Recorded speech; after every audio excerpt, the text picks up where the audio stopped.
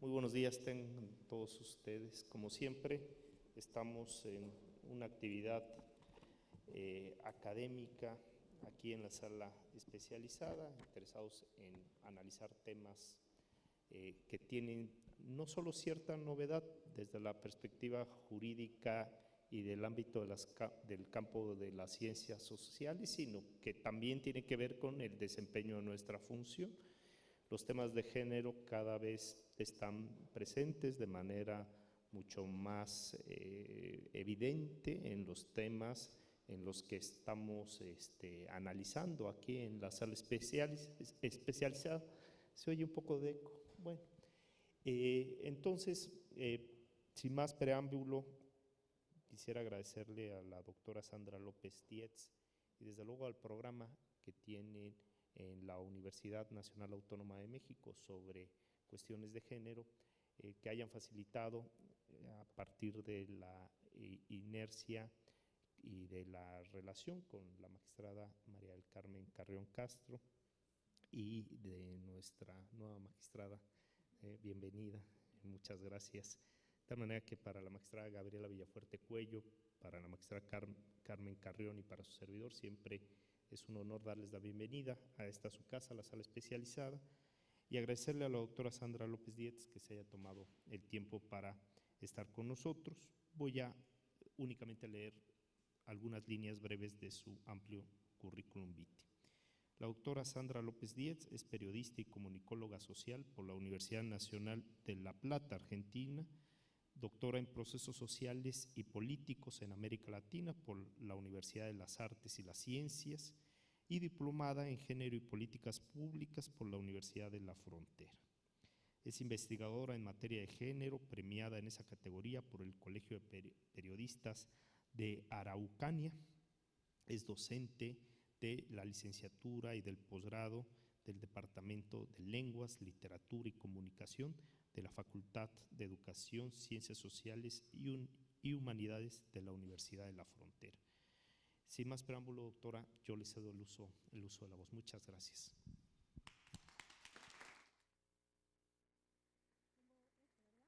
¿El audio? Sí, sale por acá. Por ahí creo que voy a escalar. Sí, si no… Bien.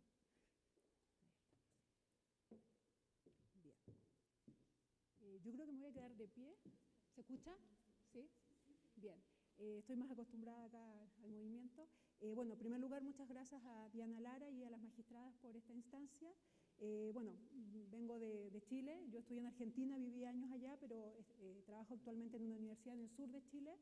Y venimos hace tiempo trabajando más de género, que bueno, por lo que me comentó Diana y algo conversamos ahora, acá es un tema que también está hoy bastante en discusión, en debate y también generándose ciertos protocolos, ¿verdad?, en torno a cómo actuar frente a estos temas. Bueno, mi presentación tiene que ver con un proyecto de investigación que es más específico, pero espero les haga sentido, no tenga un poco relación con el tema o los temas, digamos, que aquí, digamos, les son a ustedes de interés.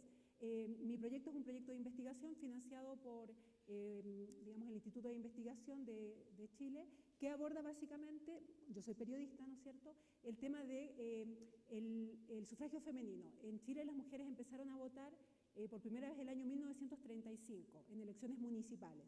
Y luego, en el año 49, se promulga la ley de sufragio femenino, donde las mujeres ya pueden votar en elecciones presidenciales y parlamentarias. El tema que yo trabajo en particular es cómo la prensa, digamos, abordó este tema, ¿no? Es decir, la construcción socioimaginaria, que ahora voy a explicar el concepto, pero que tiene que ver en el fondo cuál es el imaginario, cuál es la noción que tenemos sobre la mujer en el ámbito de la participación política. Bien, ese es de alguna manera el tema y espero podamos después conversarlo, ¿no?, en un rato también, para ver qué dudas tienen o qué les interesa que profundicemos. Aquí deberíamos tener la presentación. ¿No? Ahí, no sé si tengo que apretar algo más que no he apretado. Ahí está, bien. Bien, entonces el nombre de la presentación, ¿no es cierto?, es del espacio privado al espacio público, el imaginario social de la mujer chilena en el contexto de la participación política.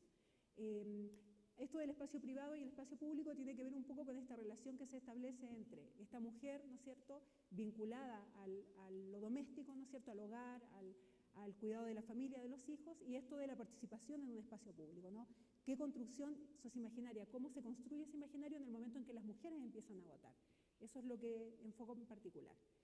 Bien, les quería dar algunos antecedentes, obviamente, de cuál es la situación de las mujeres en Chile antes, todo el periodo previo, ¿no es cierto?, cuando se empieza a debatir este tema, que me da la sensación que pudiera tener algunas semejanzas con tal vez la situación de la mujer aquí en México.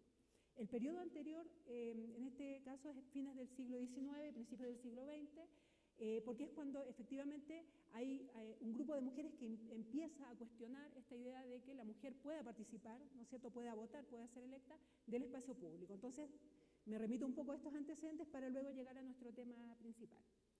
Bien, ¿cuál era la situación de la mujer a fines del siglo XIX? En primer lugar, la educación para la mujer solo alcanzaba el nivel primario. No sé si eso era similar aquí en México, pero efectivamente para una mujer su máximo horizonte en términos educacionales era la educación básica o primaria, ¿bien? Y obviamente no se le permitía que ingresara a la enseñanza secundaria ni a la enseñanza universitaria, y además era muy rechazado y muy mal visto que la mujer se educara, ¿no es cierto?, porque efectivamente su rol, como tradicionalmente se entendía, era en el espacio doméstico, era el cuidado de los hijos, y el horizonte de una mujer era casarse y tener hijos, ¿no? No había otro mundo posible, ¿no? Yo siempre digo, mi abuela tiene 93 años, está viva, y su horizonte de vida era, su destino era ser madre y casarse, y quien no se casaba, ¿no es cierto?, era la tía solterona, ¿verdad?, y era la desgracia para la mujer, ¿no? Era el único horizonte posible. Para mi madre luego, que tiene 70 años, fue estar en la educación secundaria, ¿verdad? En mi caso, ¿no es cierto?, el horizonte se abrió mucho más. Entonces, efectivamente, el horizonte posible de una mujer era centralmente el hogar y la educación primaria como su mayor nivel educativo que podía alcanzar.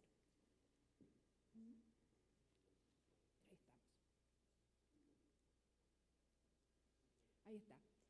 Pero fíjense que la Constitución en Chile, la Constitución data de 1830, la primera Constitución en Chile, planteaba efectivamente que, digamos, en términos generales, todo ciudadano chileno podía votar. Ese era el concepto que aparecía en la Constitución. Por lo tanto, en 1875, por primera vez las mujeres tratan de votar. Hay un grupo de mujeres que dicen, bueno, si la Constitución dice que todo ciudadano chileno puede votar, nosotras queremos votar. Y fueron, ¿no es cierto?, en las elecciones presidenciales e intentaron votar en dos ciudades, La Serena y Santiago, ¿no? Imagínense, ocurrió. No se las dejó votar, ¿no es cierto? Pero lo interesante de esto es lo que ocurrió después. Vamos a ver si ahí está. En 1884, por lo tanto, frente a esta situación, un poquito, se modifica la ley electoral estableciendo en forma precisa que la mujer no puede votar. Entonces, no solo no se le permite votar a estas mujeres cuando ellas plantean de que se dice que todo ciudadano puede votar, sino que se cambia la Constitución y se señala que en realidad solo los hombres pueden votar. O sea, la ciudadanía es solo masculina, ¿se entiende? Y es interesante esta definición porque tiene que ver, como ustedes saben, toda la noción, digamos, de derechos políticos o de ciudadanía tiene que ver con la Revolución Francesa, ¿no? Desde allí se empieza a discutir el tema de los derechos de ciudadanía, ¿no? Cuando el pueblo, el tercer estado, ¿no es cierto?, exige, hace esta Revolución Francesa y exige derechos políticos. Allí se discute abiertamente en la Revolución Francesa el concepto de ciudadanía. ¿Quién es ciudadano? Y se discute expresamente que solo los hombres son los ciudadanos, ¿verdad? De hecho, las mujeres, hay una, digamos, de las tantas revolucionarias que es Olympe de Gouges, frente a la Declaración de los Derechos del Hombre y el Ciudadano, que emerge de la Revolución Francesa, publica una contradeclaración que se llama Los Derechos de la Mujer y de la Ciudadana, de alguna manera cuestionando esta idea de que la ciudadanía como un derecho político sea solo para los hombres. Bueno, no sé si ustedes saben que Olympe de Gouges fue declarada loca histérica, ¿no es cierto?, y guillotinada posteriormente por plantear esta discusión. Entonces, obviamente en Chile, ¿no es cierto?, en esta época, lo que se hace es decir, no, ciudadanos son solo los hombres, y además en esta época solo los hombres que tenían educación y propiedad, ¿no? También es muy restringido en términos políticos. Bien, ¿cuál era de alguna manera el imaginario de esta época sobre la mujer? Aquí extraje una cita de la directora de una escuela superior de Valparaíso, que es una de las ciudades principales cerca de Santiago de Chile, que dice, en uno de sus textos, ¿no?, dice que la mujer le debía obediencia al marido, que estaba consagrada por la ley divina, ¿no es cierto? ¿Y qué es lo que ella dice textualmente? Dice, ella debe sufrir resignada las faltas del esposo, ocultándolas a los que por este motivo pudieran despreciarle. La educación de las mujeres no debería apartarse nunca de la comprensión del matrimonio como una cruz y la maternidad como un dolor. ¿Bien? era terrible, ¿no? Bueno, en esa época igual, digamos, estaba naturalizado, o sea, era lo normal. Pero claro, desde nuestra visión, además esta noción tan negativa, ¿no? Como un sufrimiento, ¿no? Un destino que era el sufrimiento. Bien. Bien. Algunos elementos también para que vean el contexto, ¿no? En 1884 recién se establece la ley de matrimonio civil, ¿no es cierto? Esto tenía mucho que ver con la existencia, en Chile se habla mucho de, o en esa época se hablaba mucho de los hijos guachos, no sé cuál será el término acá, son los hijos, niños y niñas sin padre, ¿no? Entonces se legisla de alguna manera este tema para, de alguna manera, darle legalidad a los hijos dentro del matrimonio y se deja en la ilegalidad a estos famosos hijos guachos que tienen que ver con toda una problemática social, ¿no? Que luego, en los años 30, se denomina la cuestión social, donde empiezan a haber leyes ya de protección social, del derecho al trabajo, etc. Para esta época solamente, digamos, se incluye dentro de los derechos, digamos, legales a los hijos e hijas nacidos dentro del matrimonio y se legisla en torno al matrimonio. Ahí está. Bien, la mujer no tiene derecho al divorcio y en caso de separación los hijos quedan con el padre, según esta ley. Hay otros elementos también interesantes. Ahí está. La patria potestad da derecho al varón sobre la mujer y sobre los hijos, ¿no es cierto? Es decir, es una lógica patriarcal, ¿verdad? El varón es la cabeza de la familia. Y para poder trabajar, las mujeres necesitan la autorización del marido en esta época. La mujer no puede trabajar, me comentaba Diana lo mismo acá, ¿no? En aquella época, sin la autorización del marido. Si el marido se trasladaba, la mujer estaba obligada a trasladarse con él, ¿no es cierto? Y recién, hacia 1877, ingresa a la universidad una mujer a estudiar, ¿no? De hecho, por ejemplo, una de las primeras mujeres que estudió medicina en Chile, es muy interesante porque ella, Eloísa Díaz, para dar sus exámenes tenía que hacerlo detrás de un biombo escondida y para ir a clases tenía que ir con el padre o con el marido, ¿no? No podía ir sola. Entonces esas eran las condiciones de las mujeres en aquella época. Por lo tanto, pensar en derechos políticos, ¿no? Que la mujer votara, que la mujer fuera electa, era absurdo, ¿no? En todo lo que era la visión de la mujer en aquella época. Bien. Ahí está. Ahí está. Ya hacia inicios del siglo XX, entonces, de todas formas, como yo les decía, hubo diversos movimientos de mujeres que ya venían cuestionando este tema. Entonces, las mujeres empiezan primero con este intento de querer votar, por lo menos como un acto simbólico, de decir, a ver, somos ciudadanas también, ¿no es cierto? Y durante todos los primeros años del siglo XX surge, por ejemplo, el Partido Cívico Femenino, ¿no es cierto? Las mujeres empiezan a organizarse, hacen mitines, sacan periódicos, sacan revistas donde empiezan a cuestionar, hacen incluso un trabajo parlamentario de ir a discutir, ¿no es cierto? Y hacer lobby también con los parlamentarios para plantear y argumentar sobre todo por qué la mujer no tener derechos políticos, que básicamente tenía que ver también con una noción que, digamos, nace en la Revolución Francesa, que es esta idea de la racionalidad, ¿no? O sea, la mujer tiene razón, tiene capacidad racional igual que el hombre, por lo tanto, de allí que tiene capacidad también para ejercer derechos políticos, ¿bien? Pero ¿qué es lo interesante? Que en todo este proceso en lo cual las mujeres empiezan a exigir, incluso desde ya imagínense que estas primeras mujeres que intentan votar en la prensa de la época son vistas como sediciosas, revolucionarias, ¿cierto? Bueno, fue un escándalo, ¿no? Como a las mujeres se les ocurre querer votar, pero lo interesante, hablando en términos de la opinión pública, no la prensa, ¿no? Es cómo estas mujeres instalan, como dice ahí, en la opinión pública esta idea de los derechos políticos de la mujer. Es decir, a pesar de que se demoraron varios años, lo instalan y empieza a ser un debate en la prensa, ¿no? A ver, la mujer tiene en realidad capacidad, en realidad si su deber es el hogar y es el matrimonio. Además, tiene opinión política la mujer, o sea, ¿de dónde va a tener opinión política si está en las tareas domésticas? Entonces empieza a instalarse este debate que da frutos en el año 35 cuando ya se dice, bueno, a ver, por lo menos en las municipales vamos a ver qué sucede, ¿no? Pero ya hay un cambio en la legislación. No sé si me siguen hasta acá, ¿sí? Bien. Bien, ¿cuáles son los primeros hitos, no es cierto? Como yo les decía, estas mujeres que intentaron en el año 1874, muy avanzadas para su época, votar, ¿no es cierto? Y abren este debate en la prensa, ¿verdad? Y fíjense cómo durante el siglo XX ya las mujeres empiezan a incorporarse paulatinamente al mercado laboral. Entonces empieza a darse una contradicción, porque la mujer ya sale del hogar, está obligada a salir por un tema económico. Quienes salen del hogar en realidad son las mujeres de sectores pobres, ¿no? Las que tienen que mantener a sus hijos porque tienen hijos sin padre, ¿no es cierto? Por lo tanto, la mujer empieza a salir a un espacio distinto al espacio doméstico y se empieza a incorporar en forma importante, de hecho, en el mercado laboral. Y se integran además masivamente a educación secundaria, sobre todo, ¿no? De hecho, ya empiezan a, digamos, legalmente se abre todo lo que es la educación técnica. En Chile se hace toda una línea de educación que va asociada también a lo doméstico, que es la educación técnica, donde se las prepara, por ejemplo, para preparar platos, por ejemplo, que sean nutritivos, para cocer, ¿no es cierto? O sea, asociado a lo doméstico, pero se abre la educación secundaria y ya empiezan a conquistarse derechos políticos, es decir, se vuelve inevitable, ¿no? La mujer empieza a salir de lo doméstico, por lo tanto, tarde o temprano iba a adquirir derechos políticos. Ahí está. Bien. Ahí está. Entonces, ¿qué pasa cuando la mujer sale al mundo laboral? Creo que tal vez pasa todavía hoy, ¿no? Que cumple una doble jornada laboral, es decir, es la jornada laboral y al mismo tiempo es llegar al hogar y tener que encargarse de la comida, de la limpieza y de los hijos. Si bien ha cambiado, por ejemplo, las estadísticas, al menos en Chile, hoy, siglo XXI, señalan que la mujer le dedica alrededor de 4 horas hasta 6 horas a las tareas domésticas y el hombre le dedica 1 hora y media o 2. ¿Bien? Es decir, todavía, a pesar de que hay un cambio donde la mujer está en el mundo laboral, en el mundo profesional, en el mundo académico, en lo doméstico es donde menos ha cambiado, ¿no? En lo doméstico sigue habiendo una desigualdad entre hombres y mujeres. Bueno, desde ya en esta época esto era así, ¿no? ¿Dónde trabajan las mujeres en esta primera etapa, principios del siglo XX? Costureras, lavanderas, empleadas domésticas, el servicio doméstico, en la alimentación y comercio, es decir, actividades asociadas igual a lo doméstico, lavar, ¿no es cierto?, cocinar, limpiar, o sea, finalmente tiene que ver, de todas maneras, con una inserción en lo asociado todavía a ese rol tradicional de la mujer. Insisto, aquí la mujer más bien se ve obligada a salir, tiene que ver con las condiciones sociales de la mujer.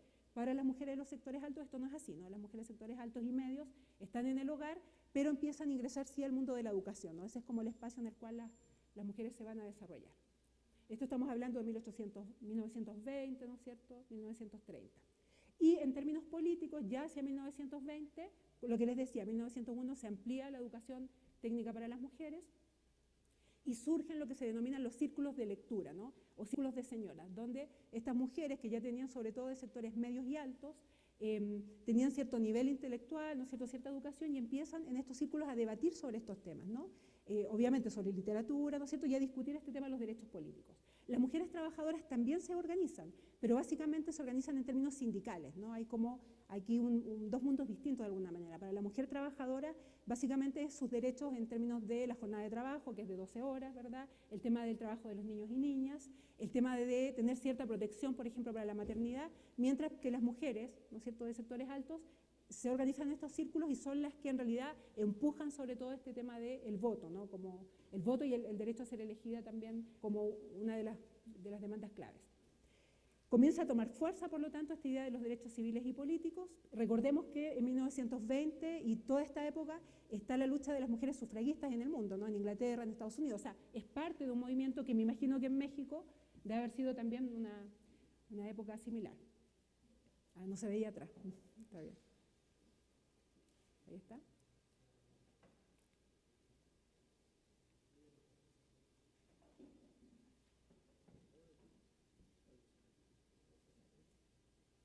Girarlo un poquito. Ahí. Para el otro lado. Ahí está.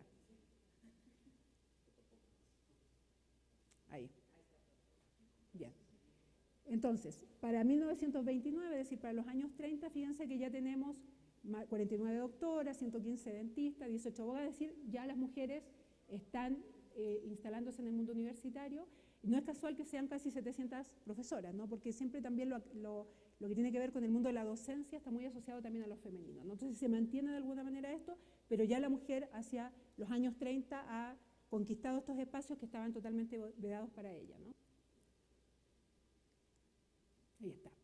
Y había, fíjense, 270.000 mujeres en el trabajo asalariado, que también es importante, no es menor esa cifra, en el contexto de que todavía se concibe a la mujer como principalmente asociada al mundo del hogar, ¿verdad?, el matrimonio y el hogar como el único destino. Por lo tanto, no es menor que ya tengamos esta cantidad de mujeres en el mundo del trabajo, ¿verdad? ¿Ah? ¿Qué pasó ahí? Se apagó otra vez. Sí, por ahí se desconectó algún cable.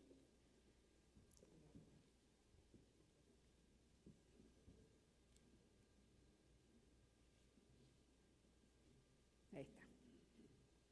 Bien. Ahí está. El año 35 se funda uno de los movimientos más importantes que se llama el Movimiento por la Emancipación de la Mujer Chilena, que es el movimiento en el fondo que logra de todos los movimientos, organizaciones de mujeres previamente, ya instalar este tema del sufragio y conquistarlo. Como les decía yo, el año 35 ya la mujer empieza a votar. Y no sé si, ahí está. Ella es una de las líderes, ¿no es cierto?, que es Amanda Labarca.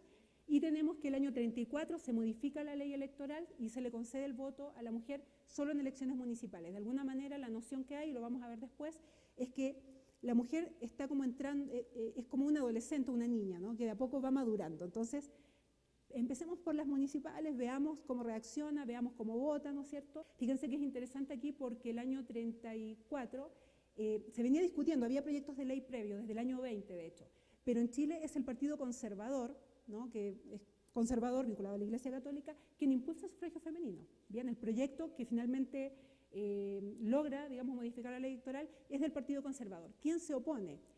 Todos los partidos progresistas de la época, el Partido Comunista, el Partido Radical, ¿no es cierto?, que se supone que son partidos más progresistas, se oponen. ¿Cuál es el argumento? No sé si ustedes se imaginan. ¿Por qué podrían haberse opuesto? El argumento era que las mujeres iban a votar, porque eran católicas, al Partido Conservador. Por lo tanto, decían, bueno, no nos conviene que la mujer vote. Ese era el argumento. Entonces, se asocia a la mujer a este tema de la Iglesia Católica, ¿no es cierto? Y, por lo tanto, decían, no nos conviene. Entonces, ahí es interesante ver también cómo tiene que ver con un tema utilitario, ¿no? O sea, no es un derecho de la mujer, sino que tiene que ver con mi conveniencia política, ¿no? Y, de hecho, como les digo, este proyecto de ley finalmente es el proyecto del Partido Conservador.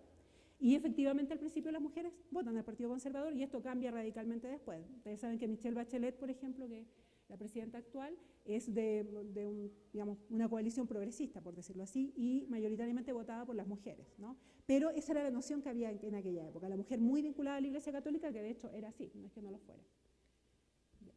Entonces, el año 35, como les digo, se modifica la ley, la mujer el 34, el 35 ya vota por primera vez en elecciones municipales y algunas candidatas también aparecen, por ejemplo, en la región, yo soy del sur de Chile, ¿no? Es la región donde está el pueblo mapuche, ¿no?, que es uno de los pueblos que hasta el día de hoy sigue luchando por sus derechos también territoriales, y ahí hubo, de todos, digamos, los municipios, solo 5 mujeres que se presentan como candidatas, pero hay candidaturas femeninas, ¿no? Eso es, digamos, revolucionario para la época, es electa una de ellas.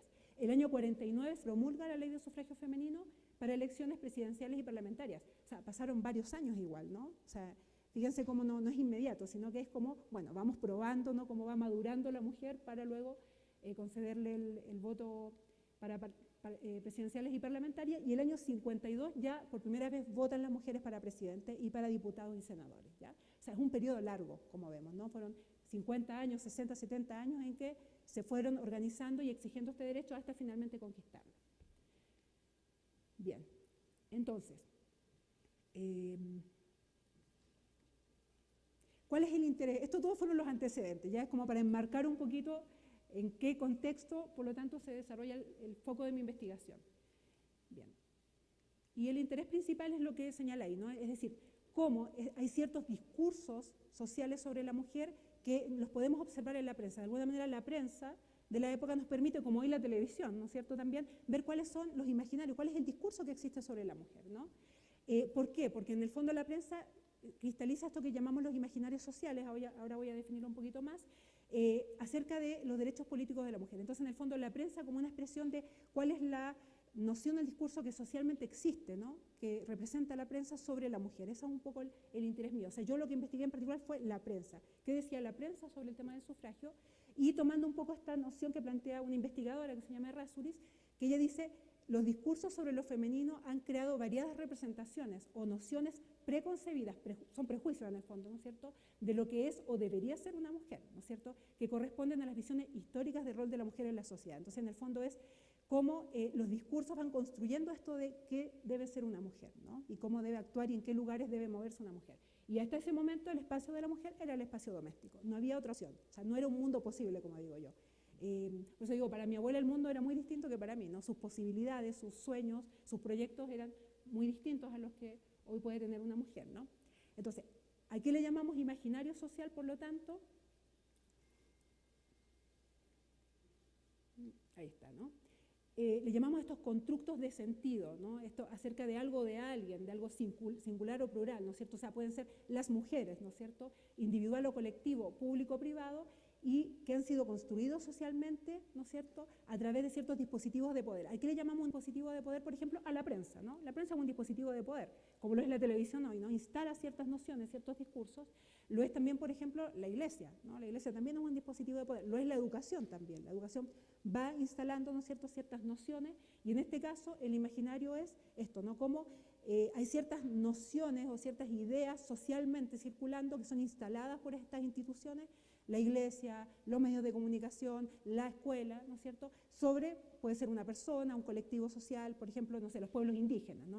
Por ejemplo, en la región donde yo estoy, la prensa ha instalado la noción a partir de que hay demandas, digamos, hay demandas territoriales y hay acciones que realizan el pueblo mapuche de terrorismo, ¿no? Se plantea que en nuestra región hay terrorismo, y esa noción está instalada. Entonces uno va, sube a un colectivo, ¿no?, a un transporte público, y el chofer dice, no, porque acá hay terrorismo, ¿no es cierto? Bueno, no es que eso exista realmente, sino que es instalado por la prensa, ¿no? Tiene que ver, instalado desde estos discursos sociales, ¿no? Esta es un poco la idea, no sé si queda claro, ¿no? Y en este caso, el imaginario sobre la mujer, que es lo que estamos estudiando, ¿no? Y lo que yo les decía, hay una relación muy fuerte entre Estado, Iglesia y mujer en esta época, ¿no? Hasta todo este primer periodo. Pasamos. Ahí está, un poquito antes. Aquí, ¿no? Para la escasa, digamos, en esa época, como yo les decía, había una escasa protección, ¿no?, en términos de los niños, las niñas, por ejemplo, que no tenían padre, las leyes en torno al postnatal y prenatal no existían, ¿verdad?, en esa época. Y aquí la iglesia, sobre todo, tiene un rol muy fuerte, ¿no? En aquella época se culpaba mucho a la mujer, ¿no? Por ejemplo, se culpaba a la mujer que tenía muchos hijos, ¿no? Como que era culpa de ella que hubiera pobreza, ¿no? Cuando en realidad no había ningún tipo de protección ni desde el Estado de intervención para protegerla. Entonces, aquí la iglesia juega un rol muy fuerte. De hecho, las mujeres de sectores altos participan mucho en todo lo que es la protección social, ¿no? La mujer interviene mucho en lo que es digamos, la noción de lo que es el matrimonio, los hijos, ¿no es cierto? Tiene un peso muy fuerte también en lo político. Hasta hace poco, de hecho, hoy en Chile, por ejemplo, se discute el tema del aborto. En Chile no hay derecho a aborto hoy, bajo ninguna causal, ni violación, ni inviabilidad del feto, ni en el caso de riesgo de vida de la madre, ninguno. No hay posibilidad de aborto. O sea, creo que es uno de los 4 o 5 países en el mundo donde esto no es posible. Y, por ejemplo, uno de los actores claves, si bien el Estado es laico, es la iglesia. O sea, el poder de la iglesia todavía es fuerte, ni hablar en esta época, ¿no? Entonces, ya en esta época la iglesia tiene un fuerte peso, pero también empiezan a aparecer desde el Estado ya ciertas leyes de protección social, ¿no? Entonces, hay un cambio, de hecho, ¿no? Empieza a haber esta discusión de que la mujer debe tener ciertas reglamentaciones desde el Estado para ir, de alguna manera, mejorando su situación, ¿no? Y el imaginario, como yo les decía, en el fondo yo lo tomo en la investigación como esta idea de naturalización, es decir, lo normal, algo que no se discute, algo que es natural, ¿no? O sea, ¿cuál era el imaginario de la mujer? Significa qué es lo que se considera normal para la mujer en esta época, ¿no? Y claramente aquí es la mujer madre y la familia, ¿no? Este autor, que es Gómez, dice que el elemento como un imaginario, en el fondo, se instala con todo cuando logra aparecer como, no como un imaginario, sino como algo natural. O sea, nadie cree que fue construido de alguna forma, ¿no? Que aquí influyó la iglesia, la educación o el Estado o la prensa, sino que es así, o sea, tener hijos es normal, no es algo discutible, ¿no es cierto? No es algo que pensemos que fue construido, que podría haber otra cosa, sino que es así y punto, es así, es el destino de la mujer. Y él dice, por lo tanto, aparece como algo que se autoimpone, no como algo natural o normal. Entonces, la idea de mi investigación es cómo aparece este imaginario en la prensa de lo que es la mujer en términos de lo normal para la mujer. No sé si se entiende, esta es un poco el eje de investigación. Y aquí ya entrando al tema, ¿no? Este es el diario Austral, que es el diario de la región donde yo estoy. Ahí vemos un titular, ¿no? Su Excelencia el Presidente de la República promulgará hoy la ley que concede derechos políticos a la mujer, y hay una serie de artículos que son los que yo estuve trabajando, revisando, donde se discute este tema del sufragio, ¿no? ¿Qué implicancias tiene? ¿Qué pasó con el voto de la mujer? Etcétera. Y es lo que de alguna manera les voy a presentar porque hay elementos bien interesantes, ¿no? Aquí está. Y bueno, aquí es el foco, ¿no? Un poco lo que aparece, ¿no? Acá, esta idea de la domesticidad, la legitimidad y la feminidad, ¿no? El imaginario de la mujer chilena en el contexto del sufragio femenino. ¿Por qué? Porque, como vamos a ver ahora, si bien la mujer logra conquistar derechos políticos, sigue siendo asociada a lo doméstico, ¿ya? Es decir, la mujer logra poder votar o ser electa, ¿no es cierto?, presentarse como candidata, pero siempre en la medida que no abandone su rol dentro del hogar, ¿no? Se le ponen ciertas condiciones a la mujer. No es que la mujer cambie su situación y ahora, como los hombres, es parte del espacio público, sino que es siempre desde su lugar como esposa y como madre en el hogar, ¿no? Y eso incluso hasta el día de hoy, hay otras investigaciones que señalan cómo incluso también la mujer política, en la prensa, por ejemplo, aparece notas, una investigadora hace poco presentó, por ejemplo, donde se muestra, por ejemplo, cómo está vestida la mujer, qué hace la mujer mamá política, si tiene lindas piernas o no tiene lindas piernas, ¿no es cierto?, con fotografía y todo. Por ejemplo, cuando la presidenta Bachelet hace su cuenta anual, hay fotografías sobre quién fue la diputada mejor vestida, ¿no? Hasta el día del siglo XXI, ¿no? Sin embargo, las notas respecto a los hombres políticos siempre están asociadas a otro tipo de, digamos, de enfoques, ¿no?, que tiene que ver con su rol como diputado, ¿no es cierto?, o, ¿no es cierto?, que es un hombre muy varonil, ¿no es cierto?, pero no está asociado, o sea, la mujer sigue estando, ¿no es cierto?, o por ejemplo, la presidenta Bachelet en su momento, ella no tiene esposo, ¿no?, ella de hecho nunca se casó, ¿no?, ella tiene hijos de distintos padres. Entonces la discusión era que uno de los hijos era de un hombre que había sido guerrillero en su época, ¿no?, que era un escándalo, y otra que no había primer damo, por decirlo así, ¿no? ¿Quién la iba a acompañar, ¿no? Fíjense en el siglo XXI, ¿no?, cómo estos aspectos asociados a la vida personal de la mujer hoy incluso siguen siendo un tema de debate en la prensa, ¿no?, un foco, ¿no?, como que la mujer debe todavía, ¿no es cierto?, se la vincula todavía a este mundo del espacio de lo doméstico, de su vida privada, ¿no?, si tiene marido, si no tiene marido, sus hijos, quiénes son el padre, etc. Bien. Entonces, algunas de las conclusiones que les quisiera ir mostrando gráficamente aquí para que se pueda entender, ¿no? Por ejemplo, uno de los artículos decía, la mujer no pierde su feminidad al intervenir en política activa. Es decir, la gran discusión era, la mujer va a abandonar el hogar, va a abandonar los hijos, ¿no es cierto?, porque va a votar. O sea, era algo tan simple como ir a votar y algunas de ellas serán candidatas. Entonces, ¿qué es lo que en conclusión aquí se puede extraer, ¿no? Esto estamos hablando del contexto de la primera vez que la mujer vota en elecciones municipales. ¿Qué vemos ahí? Por un lado que hay un reconocimiento de la participación política de la mujer, es decir, se dice, a ver, la mujer debe votar a conciencia, ¿no es cierto? Se dice, la mujer debe ser responsable, como una advertencia, ¿no?, debe ser responsable a la hora de ir a votar y debe ser consciente, ¿no es cierto?, de lo que está haciendo, de alguna manera como diciendo, la mujer no tiene conciencia, ¿no?, debe hacerse responsable y ser consciente de este deber o de esta responsabilidad que es el destino de la patria, ¿no? Se reconoce igual una idea de legitimidad, ¿no?, como que la mujer se ganó ese derecho, ¿no? Eso, no hay un debate al respecto ya en esta época. Pero sí se establece mucho esta idea de que la mujer, luego que fue a votar, no se dice, bueno, a ver, la mujer fue a votar y fue en forma ordenada, ¿no es cierto?, y demostró en el fondo que ella no es como los hombres, ¿no? ¿Cuál era la noción que había en esta época? Que los hombres eran politiqueros, ¿no? Los hombres se dedicaban a la política, eran partidistas y no se preocupaban del interés general. Había una noción de que los hombres eran corruptos en política, ¿no? Esta era un poco la noción que había. Entonces, ¿qué pasa cuando aparece la mujer en estas primeras elecciones? Aparece como algo que representa la limpieza, la transparencia, ¿no? Así como la mujer es limpia y ordenada en el hogar, también vino a limpiar la política, ¿no?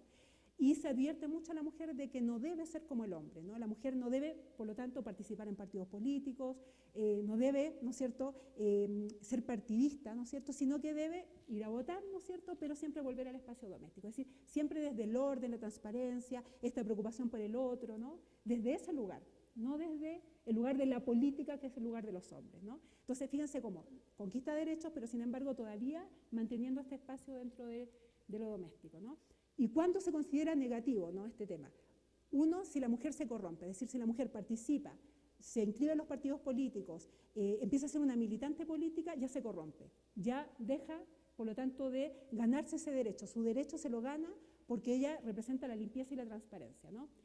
Por lo tanto, no debe partidizarse y porque en esa época se hablaba mucho de la política, digamos, era muy asociado a la violencia también, al tema también de la corrupción, como yo le decía. Entonces, la mujer debe ser lo opuesto a eso, de alguna manera. Entonces, viene a representar esta idea de limpieza y orden. No sé si queda claro esto, ¿no? Pero esa limpieza y orden tiene que ver con su rol en lo doméstico. Sigue siendo asociada siempre a esto, ¿no? Bien, para el año 49, cuando se promulga la ley, fíjense que, ¿cuál es el discurso del medio, ¿no? ¿Cuál es el imaginario? Bueno, la mujer debe cumplir su deber patriótico y debe ir a votar, ¿no es cierto? Se reconoce que efectivamente logró la igualdad. Aquí recién se empieza a hablar de igualdad de derechos, recién en el año 49, no antes. Antes era como, bueno, vamos a ver qué pasa, vamos a concederle este derecho. Acá ya se dice no, es legítimo, ¿no? Tiene que haber igualdad. La noción de igualdad aparece recién en el año 49. Nuevamente la idea de que tiene que ser consciente y responsable, ¿no es cierto?, de lo que va a hacer y que debe participar, ¿no? Ya se dice, bueno, está bien, ya está, deben participar en política, pero ¿qué no debe hacer la mujer? Masculinizarse, ¿no? No debe abstenerse tampoco y no debe, en el fondo ella debe mantener su sensibilidad social. En el fondo, la gran preocupación en esta época de la prensa es que la mujer no se convierta en un hombre. ¿En qué sentido? No se masculinice, no se vuelque a la política activamente, ¿no? O sea, su vuelco a la política debe ser votar, básicamente, y algunas de ellas serán candidatas, ¿no es cierto? Pero la preocupación principal es que no deje el hogar, ¿no? Y su rol como madre y como esposa. ¿Se fijan? Entonces, sigue siendo de alguna manera un derecho que se concede, pero con ciertas limitaciones para la mujer. Hay muchas advertencias, ¿no? Debe ser responsable, debe ser consciente, pero no debe masculinizarse, ¿no? Por ejemplo, se habla mucho de la mujer como que no debe ser ambiciosa, ¿no? No debe ser como los hombres, porque ahí pierde su feminidad. Se habla mucho de la pérdida de la mujer de su feminidad cuando trata de imitar al hombre. Incluso se señala abiertamente, no debe tratar de superarlo, ¿no? Debe quedarse siempre en su lugar. Con esa condición la mujer se ha ganado su derecho a participar en política, ¿no? Y este artículo en particular, que se llama El voto y la acción femenina, habla mucho de eso, ¿no? Era una columna de opinión que referenciaba mucho esta idea de que las mujeres no deben por nada del mundo querer igualarse o equipararse o superar a los hombres, sino siempre manteniéndose como preocupadas por el otro, ¿no? Como mujeres que su principal preocupación es el hogar, ¿no es cierto?, y el cuidado de sus hijos. Bien, y ya para el año 52, donde las mujeres votan efectivamente ya para presidenciales, ¿no es cierto?, hay un reconocimiento de esta domesticidad y feminidad. Entonces, se habla mucho de la mujer como cuya virtud principal es la bondad, ¿no es cierto?, la espiritualidad, ¿no es cierto?, la intuición, ¿no? Se dice la mujer no es racional. Aquí siempre se habla de la mujer como un sujeto no racional, porque los hombres son racionales, sino como un sujeto básicamente intuitivo, ¿no? Eso es la mujer, ¿no? Y se basa en sus sentimientos, se basa en su intuición, en su alterocentrismo, es decir, a pesar de que los hombres son egoístas, ¿no es cierto?, los hombres son racionales, solo se preocupan, son individualistas, las mujeres son lo opuesto a eso, ¿no? Entonces, hay de alguna manera una naturalización de esto de como la guerra de los sexos, ¿no? Los hombres son así, las mujeres son lo opuesto a los hombres, ¿no? Y así debe quedarse, ¿no? Así debe ser. Y de alguna manera también, por oposición a ello, ¿no?, esta idea de que la mujer nuevamente no debe masculinizarse, masculinizarse es querer equipararse con los hombres, debe por lo tanto, ¿qué es esto?, ¿no? El hombre como un ser egoísta, como un ser racional y sobre todo como un ser ambicioso, que también es interesante porque la noción de masculinidad que hay acá es una noción súper negativa también, ¿no? Entonces, la mujer es como el sujeto de todo lo bueno, de lo bondadoso, y el hombre de todo lo negativo en política, que también es digamos, un imaginario que hoy podríamos cuestionar, ¿no?, que no es correcto, ¿no?, pero que lo que hace finalmente es naturalizar, ¿no?, volver normal esto de cómo son los hombres y cómo son las mujeres por naturaleza, ¿no? Son así, ¿no? Nacieron así, son así. Estamos hablando ya del año 52, y ya como para ir cerrando. Entonces, mirándolo más globalmente, ¿qué es lo que podemos ver aquí, ¿no?, como de conjunto, ¿no? Por un lado, esta idea de la mujer participa en política, sí, pero siempre desde su domesticidad, desde lo doméstico. No es que ella entra al espacio público y se instala en el espacio público, sino que siempre es desde el espacio de lo privado. Nunca debe salirse de ese rol, ¿verdad? Luego, que efectivamente es legítimo, o sea, siempre se plantea de que hay una legitimidad en la concesión, digamos, la conquista del sufragio femenino y la feminidad de la conciencia cívica, en el sentido de que se advierte mucho, es decir, hay una lógica de advertencia de que la mujer debe ser responsable, debe ser consciente, debe ser madura todo el tiempo, ¿no? La mujer es como, lograron esto, pero ojo con lo que van a hacer, ¿no? Todo el tiempo hay una presión sobre la mujer, sobre lo que debe o no debe hacer, ¿no? Hay una advertencia importante sobre ella. Entonces es como con condiciones siempre, ¿no? No es una conquista plena, sino siempre condicionada para la mujer sobre muchas cosas que no debe hacer, ¿no? No debe masculinizarse, no debe querer igualarse, no debe ser como los hombres, no debe dejar el hogar, ¿no es cierto? No debe perder su feminidad. Y como conclusión, por lo tanto, entonces que existe finalmente una construcción socioimaginaria que se sustenta en esta lógica de lo público y lo privado como dos espacios distintos. Es decir, el mundo de la política es el mundo de lo público, el mundo del hogar es el mundo de lo privado, ¿no es cierto? El mundo del hogar es el mundo de lo femenino, el mundo de lo público, ¿no es cierto?, de la política es el mundo masculino. Y eso se sigue manteniendo, eso no cambia. No es que ahora la mujer se instala en el mundo de lo público o de lo político plenamente, sino que es siempre desde su lugar en lo privado, ¿no? O sea, primera conclusión, siempre se sigue separando estos dos mundos, ¿no?, como mundos distintos, y mundos femeninos y masculinos distintos también. Supone, por lo tanto, también toda esta construcción que se hace en la prensa de una mujer que es adecuada para el sistema político, ¿no? Que es esta mujer que se mantiene, en el fondo, en el espacio de lo doméstico, es decir, que mantiene sus atributos femeninos, que es ser madre y esposa centralmente, una mujer intuitiva, ¿no es cierto?, pero ordenada, transparente, limpia, ¿no es cierto?, y por lo tanto, esta es la mujer correcta. O sea, la mujer que participa en política, desde ese lugar, está todo bien, digamos, está perfecto. Sin embargo, hay una mujer, por lo tanto, que es inadecuada, que es esta mujer que trata de igualarse al hombre y es esta mujer que, por lo tanto, deja de ser femenina, ¿no? Ahí esa mujer no sería correcta, ¿bien? Entonces, se condiciona, por lo tanto, a la mujer, situándola, por lo tanto, como les digo, siempre desde su lugar de lo privado. Ese es el lugar que la mujer nunca debe perder, lo doméstico, ¿verdad? Y por lo tanto, lo que hacen los medios de comunicación, pensando ya en el medio como un dispositivo de poder, ¿no? Acá me comentaba ella, por ejemplo, de un spot hace un ratito, ¿no? Donde me decías tú que era una campaña que hablaba de la violencia, por lo que yo entiendo, ¿no? Bueno, por eso decimos que son dispositivos de poder los medios, ¿no? Porque van construyendo nociones, por ejemplo, de la violencia, ¿no? Que es natural y no. Yo no lo traje acá, pero en los años 50, por ejemplo, aparece una publicidad en un diario donde aparece un hombre golpeando una cachetada a una mujer y dice, bueno, si no quiere que su marido llegue, ¿no es cierto?, de esta forma, compre tal producto, ¿no? Y así, no se va. Bueno, o sea, hoy eso sería bastante más escandaloso. En aquella época era natural, por lo tanto, ¿no? O sea, la naturalización, por lo tanto, pero en el fondo, como los medios, por lo que tú me comentabas, son dispositivos de poder porque construyen estas nociones, ¿no? Estos imaginarios. Hace un rato hablábamos de un caso de una chica de la UNAM, ¿no? Que comentaban que apareció, ¿no es cierto?, muerta y que se planteó como que, bueno, ella estaba drogada, no sé, algo por el estilo, seguramente es culpable. Bueno, en Chile tuvimos un caso hace poco, que es una mujer que vive en una ciudad del sur donde hay mucha droga, etcétera, y ella, después de una fiesta, ¿no? Tenía hijos, la pareja le saca los ojos, ¿no? El juicio fue público, ¿no? Y hubo un debate tremendo, ¿no? Donde, a tal punto que lo que hizo la prensa, más bien la televisión, fue incluso, porque ¿cuál fue el debate, no? Ella venía de una fiesta, había tomado alcohol, se había sacado la ropa, había mostrado los pechos, era una mala madre, ¿no es cierto?, siempre discutía con su marido y parece que había estado con otro hombre antes, a tal punto que en la televisión las pericias ginecológicas se hacen públicas, ¿no? Bueno, fue un escándalo, eso fue ahora, ¿no? ¿Cuál era el argumento principal? De alguna manera que ella se había buscado también, ¿no? Porque había estado tomando, porque era una mala madre, o sea, la culpable era ella, ¿no? A pesar de que la pareja tenía una denuncia previa, porque había entrado con un hacha a la casa, ¿no? Para atacarla, ¿no? Sin embargo, incluso públicamente mucha gente discutía y salió públicamente diciendo de que ella se había buscado esta situación, era la culpable, ¿no? Bueno, impresionante, ¿no? Incluso se la vinculó al tráfico de personas, a prostitución, o sea, pero en el fondo, ¿qué se discutió? Su vida privada, ¿no? Se había tenido varias parejas, ese fue el foco en realidad, no fue el foco el problema de la violencia, el foco fue la vida privada de esta mujer, ¿no? Y fue un debate en todos los medios, o sea, de hecho hubo una serie de quejas al Consejo Nacional de Televisión y hubo medios que tuvieron que pedir disculpas públicas, ¿no es cierto? Pero bueno, pero ya habían dicho de todo, ¿no? Bueno, es un poco esa la lógica, ¿no? O sea, fíjense si en esta época era así, hoy sigue siendo así, en otros ámbitos también, o sea, como para la mujer siempre el foco sigue siendo también su vida pública, ¿no? Si es buena madre, si no es buena madre, etcétera.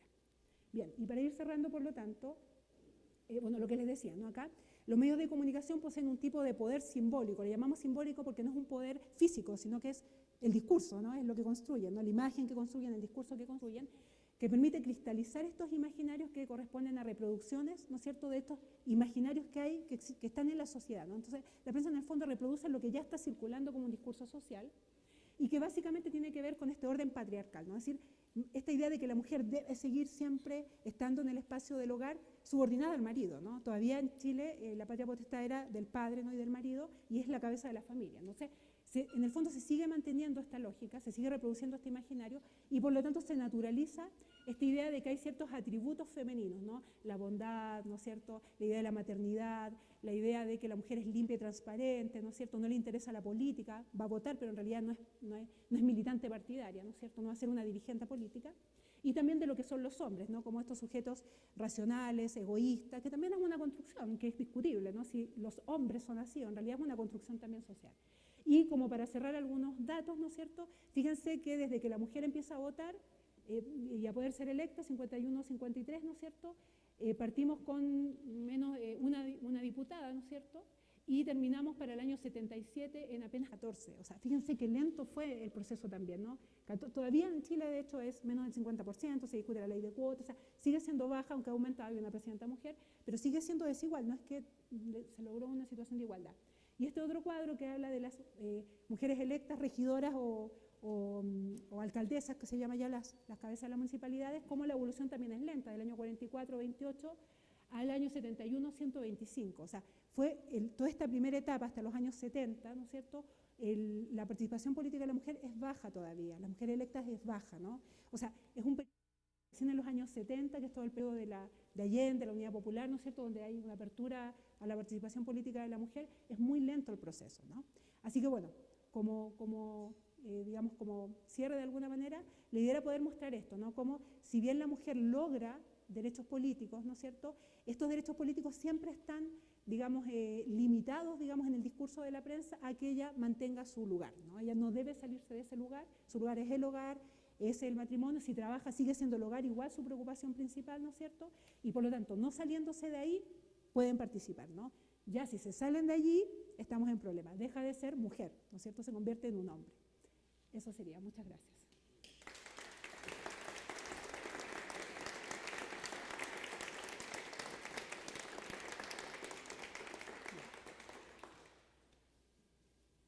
No sé si, me imagino la idea sería poder ahora generar una conversación, ¿sí?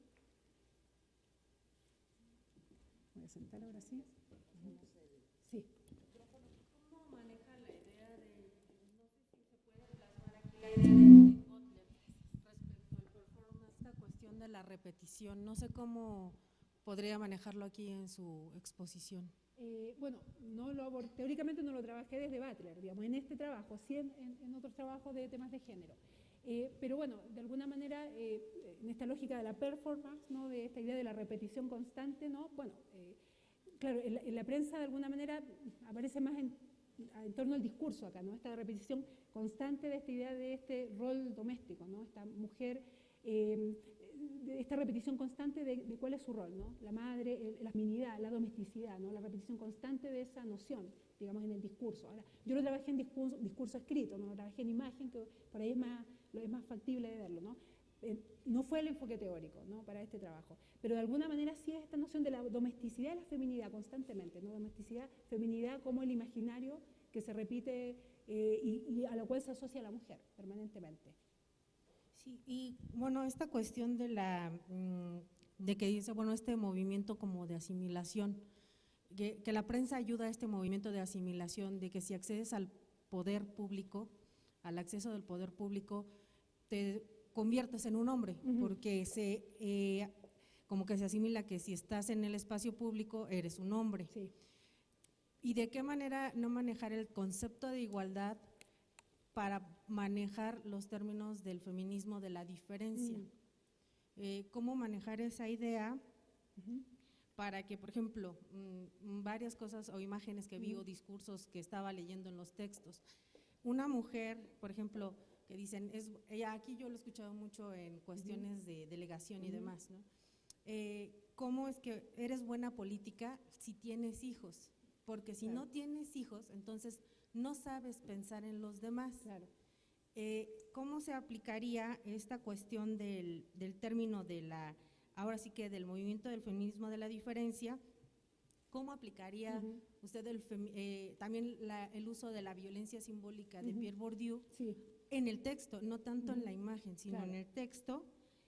Y se aplicaría también el tema del hábitus y del subalternismo de Gayatri Spivak, esta situación de acceso al poder, porque, por ejemplo, dice, bueno, solo este tipo de mujeres pueden acceder al poder, aquellas que reúnan las características de los roles de género, pero el subalternismo te dice no solamente cuando hablas, sino cuando accedes a esos espacios de poder. Y lo refiero como es que me llamó mucho la atención por esta cuestión del contexto, y creo que también va un poquito más allá del contexto social, para inmiscuirnos nosotros como figura también otra de las figuras que mencionaba como la educación, la iglesia, etcétera, también el ámbito de los tribunales con las cuotas de género, la protección de las cuotas de género para fomentar esta repetición de que las mujeres puedan acceder a los espacios de poder. Porque, por ejemplo, yo veía mucho en Chile que incluso en los centros comerciales vendían Barbies de Bachelet. Entonces, digo, hasta esas ideas, ¿cómo ayudan en el discurso y cómo podríamos nosotros como institución ayudar a debatir esta situación? Claro.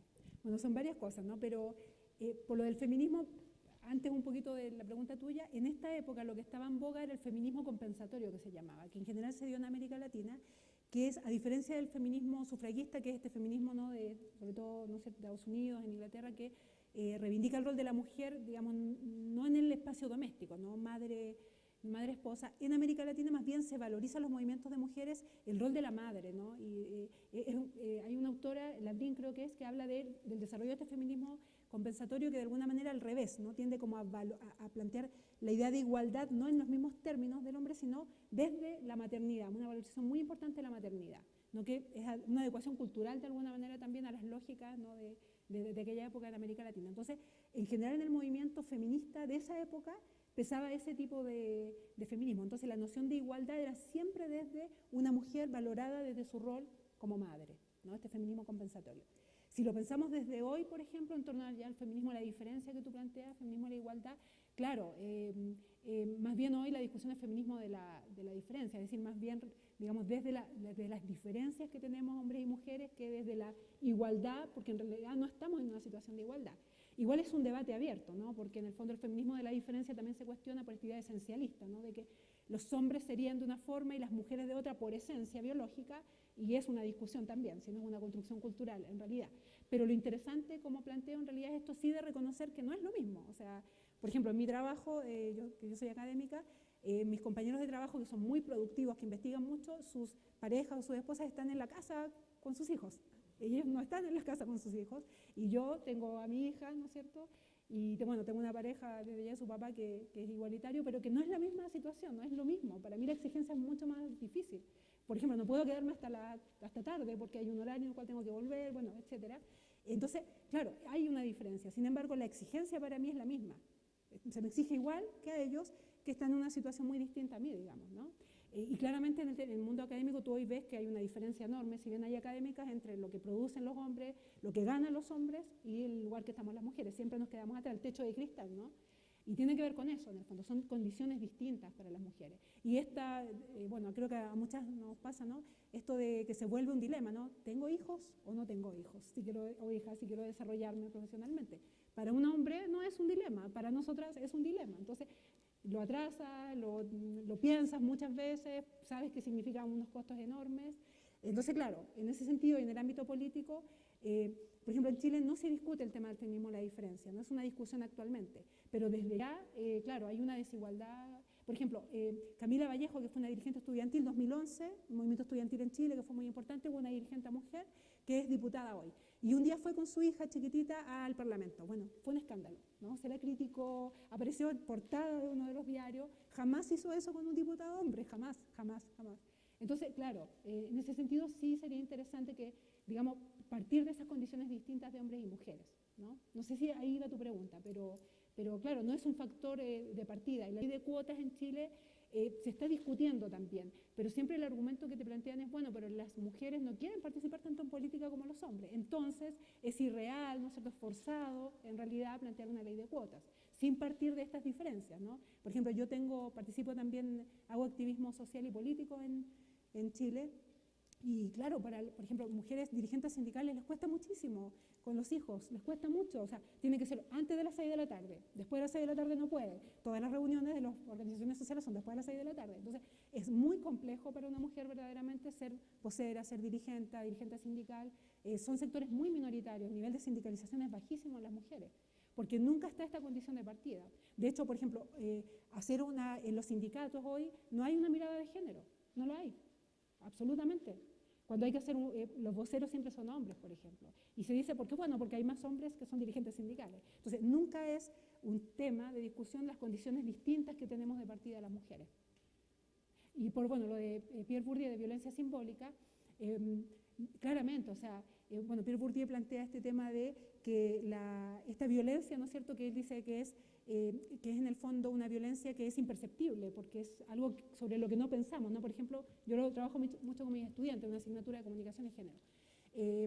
Cuando yo diga, no sé, aquí cómo se dice, cuando a los homosexuales se les dice marica en Chile, ¿no?, despectivamente, ¿no? Yo le digo, bueno, cuando yo digo marica, estoy desvalorizando, o sea, esa palabra tiene un poder, tiene una violencia en sí misma, aporta una desvalorización inmediatamente. Entonces, Pierre Bourdieu dice, bueno, en el fondo el lenguaje, por ejemplo, es una ejerce violencia simbólica porque yo, por ejemplo, o cuando digo puta, ¿no? En Chile se dice puta, ¿no? Una mujer que tiene muchas parejas sexuales no es un ganador como un hombre, sino que es una puta, una suelta se le dice también. Entonces digo, bueno, cuando ustedes dicen esa palabra, ustedes inmediatamente están clasificando a esa persona desde un lugar, que es lo correcto y lo incorrecto. La mujer correcta es la que tiene una pareja sexual, la mujer incorrecta es la que tiene varias, ¿no?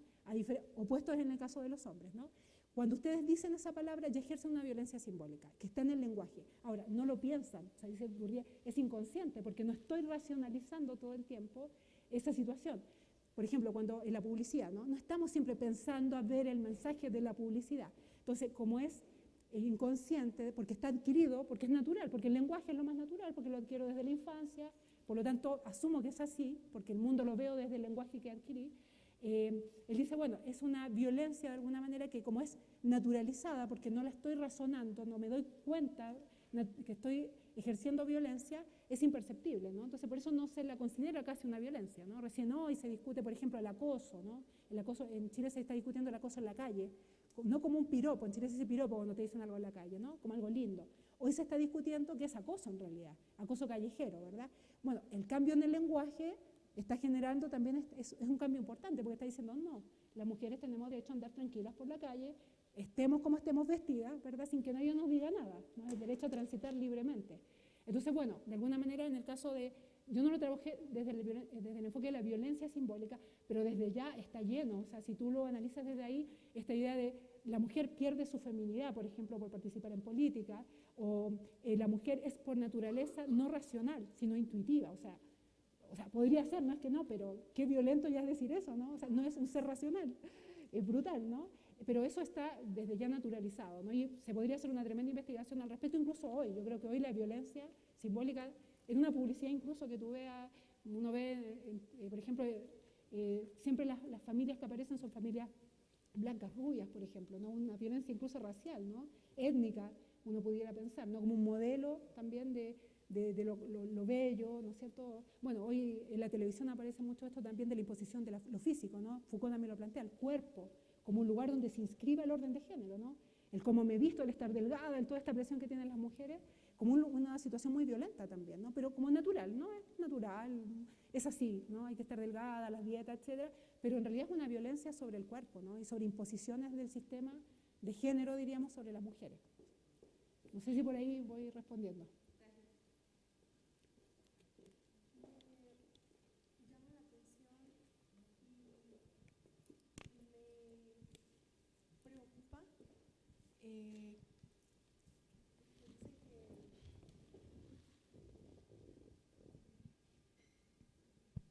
Respecto a lo que decía, por ejemplo,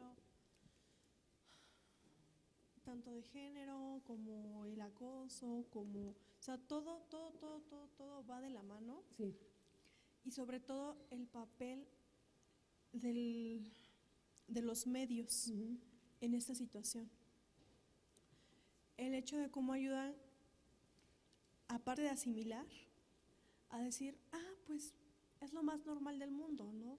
Por ejemplo, no solo, por ejemplo, en el aspecto del acoso callejero, que ya lo están tratando, y ya se le puso una etiqueta, por llamarlo de alguna manera, sino el hecho de que hace como 3 días o 2 días, estaba yo leyendo una nota de un video que ahora, como se dice, ¿no? Se viralizó, de una cantante italiana, y el hecho de cómo la prensa manejó el acoso que sufrió en plena cámara en un show por parte de un bailarín. Y fue una broma. O sea, y todo, no hubo nadie que alzara la voz y dijera, ¿sabes qué? Eso no está bien. Claro. Y incluso en el video se observa cómo ella lo está empujando y es como, no, o sea, no te me acerques y no, o sea, toda la prensa, todo en Italia fue que, es que fue una broma. Siendo que esos programas los ven personas que van en una edad más o menos rango de unos 13 años a unos 20 años. Y es un poco escabroso para mí el que tú le digas a un rango de esa edad que eso es normal, ¿no? Porque de ahí entonces tú también estás influyendo en cómo ven al género femenino. Y de ahí surge todo esto de que ella debe de estar en la casa, que ella debe de ser así. Si ella no hubiera estado ahí, eso no habría pasado. Si ella no hubiera vestido de tal manera, eso no habría pasado. O sea, ¿por qué estaba ahí? Ella se lo buscó, ¿no? Y surgen muchas cosas de las mujeres, tanto que están en política, que están en el medio artístico, que en cualquier ámbito, vamos, a cualquier ámbito. Entonces, eso me llamó mucho la atención, la verdad. No sé ahí cómo pueda manejarse o cómo lo manejen ustedes, al menos, ¿no? Como periodistas o como… Bueno, es que creo que en general es así en todas partes, ¿no? Es lo que les contaba recién del caso de esta mujer. Fue terrible en la prensa, realmente fue terrible. ¿Qué es lo que se hizo? Las organizaciones de mujeres sí hicieron muchas protestas y eso limitó mucho a los medios. O sea, tuvieron que pedir disculpas, tuvieron que… Por ahora es eso lo que se hace. Entonces, ponerlo, decir, está mal, visibilizarlo, incluso se hizo lo que se llama FUN en Chile, que es ir al canal afuera y hacer una protesta. Entonces, para visibilizar de que era violento y que en el fondo estaban convirtiendo a la víctima en el victimario, ¿no? Ahora, a mí me parece, y lo que yo pienso como periodista, en periodismo no hay formación en género. Nuestras carreras no tienen en todo Chile formación en género. Yo doy una asignatura que es para estudiantes de toda la universidad que la toman, que es comunicación y género, en forma voluntaria, pero estudiantes de todas las carreras. Ninguna carrera de nuestra universidad, ni en general en Chile, tiene el tema de género transversalmente. Es un debate que hoy se está planteando. Hay un movimiento importante hoy para que se vuelva transversal. Por lo tanto, ya no está en la formación, por lo tanto, los periodistas venden rating, digamos, eso es lo que importa. O sea, hay un problema con la ética también, pero que no es ética de género, no hay una formación al respecto.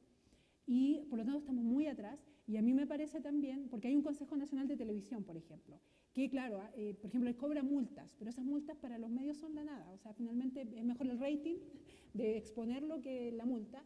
Para mí hoy lo que debería discutirse efectivamente son leyes, ¿no? Ahora, es la ley por un lado que obliga, o sea, que prohíba que eso ocurra, por un lado, y por otro igual es un cambio cultural, o sea, finalmente la ley es algo que es punitivo, ¿no?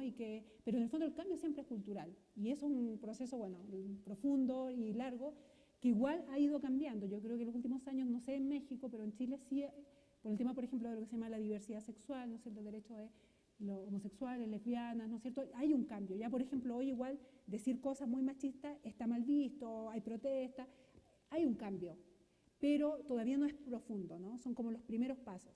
Yo creo que es, por un lado, un cambio cultural, que es la educación, o sea, desde el jardín infantil, desde que te digan si un niño llora, que es niñita, que eso sigue existiendo, vas a una juguetería y la sección de niñas es toda rosada, y están las muñecas, y está el mundo de fantasía de las princesas, y el de los niños sigue estando los autos.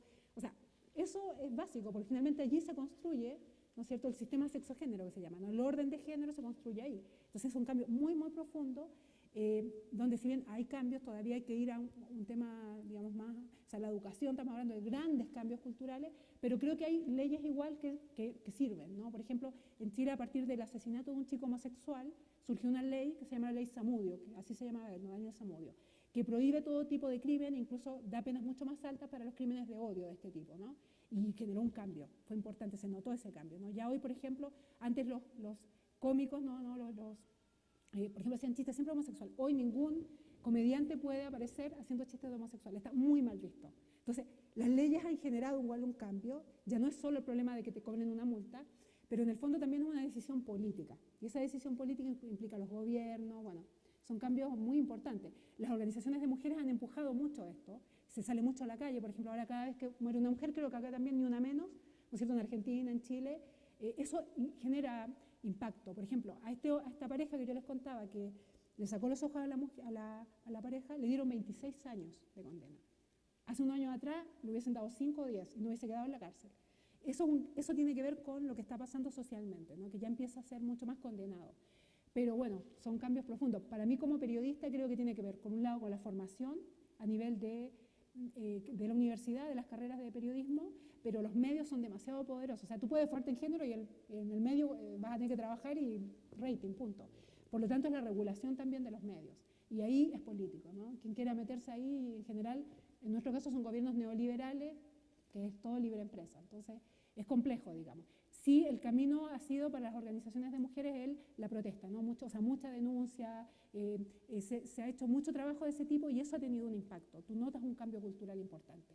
desde la organización en el fondo y la denuncia de todo eso. Entonces, por ejemplo, la Red Chilena contra la Violencia, las organizaciones de mujeres profesionales han puesto en el tapete estos temas, las redes sociales son un gran aliado. O sea, se instaló mucho en redes sociales y eso genera impacto, ¿no? Y en general todo el mundo se preocupa de las redes sociales. Y eso ha sido un gran aliado en el fondo para ir visibilizando estos temas. Eso.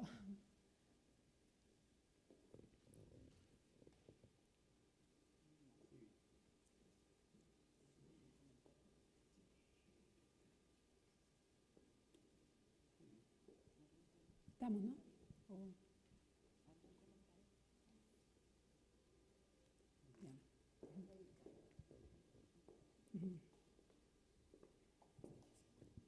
Yo me iba a guardar esto para comentarlo en privado porque no quería robarme la palabra, pero ya que nadie habló. ¿Cómo es congruente esta situación cultural, esta situación jurídica, por ejemplo, pensando en el aborto, la existencia de una visión incluso católica desde el Estado, constitucionalizada además, con la nominación y el triunfo electoral de una mujer no tradicional presidenta? Es que, bueno, es un gran debate, ¿no? De hecho, el movimiento feminista, un sector de él, tenía grandes expectativas en el triunfo de Bachelet, sobre todo en el primer gobierno, ¿no?, de Bachelet, y también en el segundo, pero sobre todo en el primero. Porque lo que generó, sobre todo cuando el primer gobierno, cuando recién gana, fue un empoderamiento de las mujeres, ¿no? Las mujeres andaban todas ahí, incluso con la banda presidencial, fue muy simbólico, ¿no? De decir, por fin, ¿no?, logramos instalar una mujer en la presidencia. Y hay un gran debate hoy en Chile sobre si es suficiente ser mujer. Ser mujer significa que, por lo tanto, va a ser un avance en el fondo de las demandas, ¿no?, de las mujeres.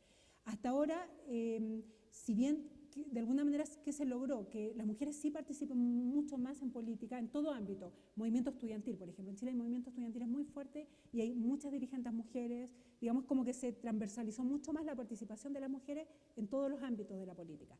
Sin embargo, bueno, Michelle Bachelet es parte de una coalición de gobierno tradicional y por lo tanto está atrapada, digamos, no sé cuán atrapada esté ella, hay un debate, ¿no? Cuán ella nunca se declaró feminista tampoco, pero en el fondo, y además en Chile hay un sistema que cambió ahora recién, pero que es un sistema heredado de la dictadura de Pinochet, que es el sistema binominal. O sea, en Chile, hasta ahora, que se cambió hace poquito, no recuerdo exacto el año, pero fue hace como 2 años, para poder tener diputados y senadores tenías que obligatoriamente armar coaliciones, ¿no? Y generalmente se armaban 2, de centro-izquierda, por llamarlo así, o de centro, y de derecha. La derecha en Chile es muy fuerte, la derecha pinochetista, ¿no?, que reivindica la dictadura. Una derecha muy, muy, muy de derecha, digamos. Y, por ejemplo, si tú en la coalición sacaba, no sé, el 60% de los votos, salía diputado, ¿no? Y, por ejemplo, su primer candidato sacaba 10.000 votos, y el segundo sacaba 5.000, y el primero de la coalición de acá sacaba, supongamos, 4.000. Pero para que saliera el segundo de esta lista tenía que doblar al primero de la otra. Por lo tanto, siempre la derecha, que es muy católica, muy religiosa, sacaba muchos diputados, porque era muy difícil doblar. O sea, para que tú sacaras 2 diputados tenías que doblar en votos al otro. Muy difícil. Por lo tanto, ¿qué pasó? Que siempre el sistema tuvo una representación alta de la derecha que es muy conservadora, entonces, que es contra el aborto, ¿no es cierto?, que mantiene esta idea de la mujer en el hogar, que hay que tener muchos hijos, es Opus Dei, ¿no? En Chile la derecha está muy vinculada al Opus Dei, es muy, muy tradicional. Y eso hizo que, por lo tanto, sacar cualquier ley en el Congreso sea casi imposible, de este tipo. O sea, en Chile, por ejemplo, no hay educación gratuita, no se ha podido sacar. No hay educación gratuita, en Chile la educación es pagada, incluso la de universidades públicas, porque es el modelo neoliberal y porque la mayoría de los diputados además son dueños de universidades privadas o accionistas de universidades privadas. Entonces, el problema que hay es que el sistema político que recién cambió ahora, o sea, en estas elecciones que vienen, va a ser representativo, impedía sacar estas leyes. Entonces, la del aborto, todas estas leyes, y además dentro de la coalición de gobierno está la democracia cristiana, son 4 partidos, Partido Socialista, Michelle Bachelet socialista. La democracia cristiana, que es un partido muy conservador, por lo tanto, primero tenía que negociar dentro de la coalición. Entonces todo se volvió engorroso y por lo tanto, prácticamente, como te digo, o sea, hoy recién se votó legislar sobre el aborto y es probable que no salga, por ejemplo, por violación, que no sea una causal que permita el aborto. Y todavía no, o sea, siglo XXI todavía en Chile no hay ninguna causal, o sea, una mujer no puede abortar bajo ninguna condición, estando Bachelet en la presidencia. Y ella también ha sido parte de ese juego, digamos, de negociaciones. O sea, la prioridad no ha sido la otra. Entonces, en el movimiento feminista, la organización de mujeres, hay un gran debate al respecto. O sea, ¿ser mujer es suficiente o tiene que ver también con cuáles son y con cuáles son las formas políticas, en realidad? O sea, el sistema político también. Si es un sistema que en realidad no permite hacer grandes cambios sociales, ¿no? Entonces, es un debate donde también tiene que ver con la discusión del sistema social, también, ¿no? No solo digamos, del género como tal, sino en el contexto, en el caso de Chile, de neoliberalismo que no te permite, o sea, está tan instalado que, como te digo, ni siquiera se ha logrado la educación. De hecho, se dio la gratuidad para los estudiantes, pero no que las universidades sean gratuitas, sino que a cada estudiante se le da una beca y él si quiere puede ir a una privada. Por lo tanto, el Estado está subsidiando a las universidades privadas. O sea, se consolidó más el modelo neoliberal. Entonces, la discusión es que también no van desligados finalmente, una cosa de la otra, ¿no? Es también una discusión de sistema social, económico, eso.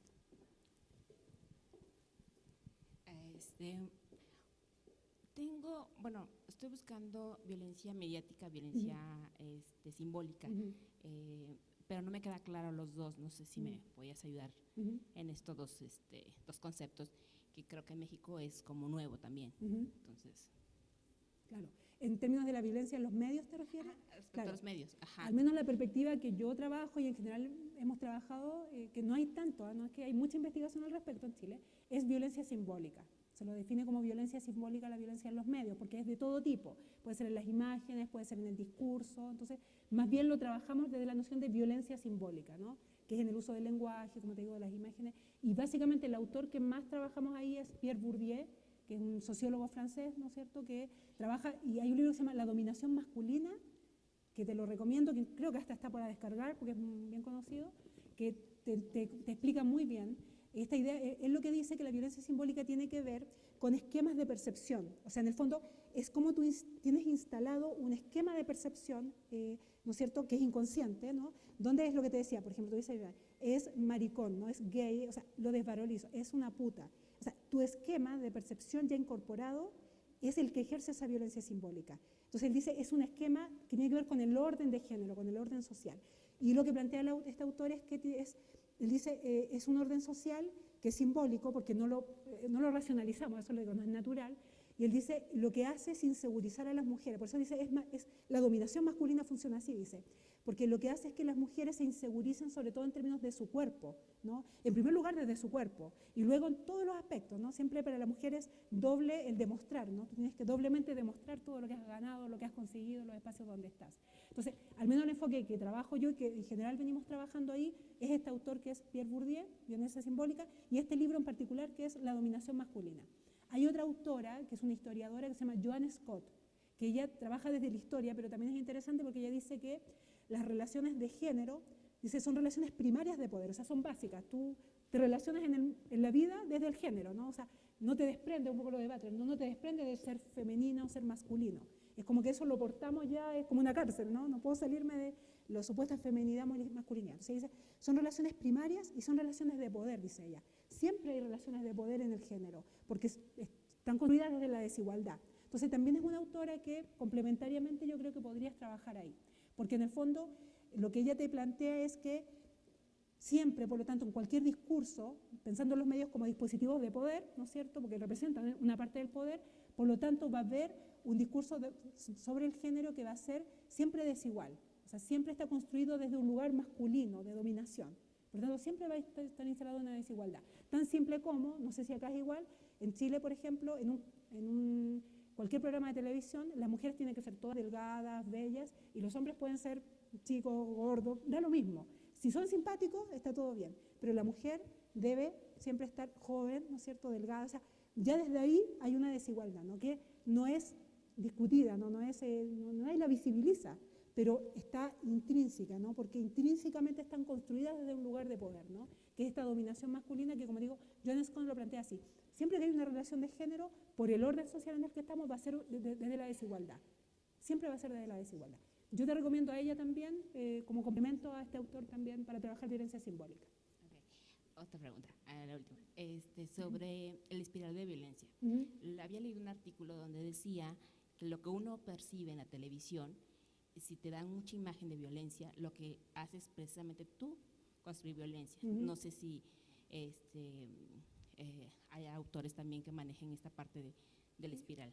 Claro, yo no trabajo específicamente, tú dices violencia en el sentido física, escenas de violencia, Sí, claro. sí, bueno, yo había visto algo que decían en México, uno de los, se hizo muchos artículos respecto a la época del presidente Calderón sobre las muertes, sobre lo narco. Entonces dice que había muchas comunidades lo que hicieron es tomar, como no creían en la justicia mexicana, entonces ellos tomaron de propia mano. Entonces, que esa era una espiral de violencia y que se podía replicar en muchos tipos de violencia. Lo que regularmente percibimos o lo que los medios de comunicación nos están transmitiendo. Claro, entonces, claro. No es el que yo trabajo específicamente. Y ahí, en términos de comunicación, hay un debate en realidad. Porque hay muchas teorías. Por ejemplo, hay una teoría que se llama, que es una teoría antigua que se llama la aguja hipodérmica, que era esto de que tú ves algo, noticiero, y es como que, bueno, como te llega directamente, ¿no? Así, bueno, entonces nos volvemos violentos. En general esa teoría está, digamos, desactualizada. Hay varias, las teorías más, digamos, actuales.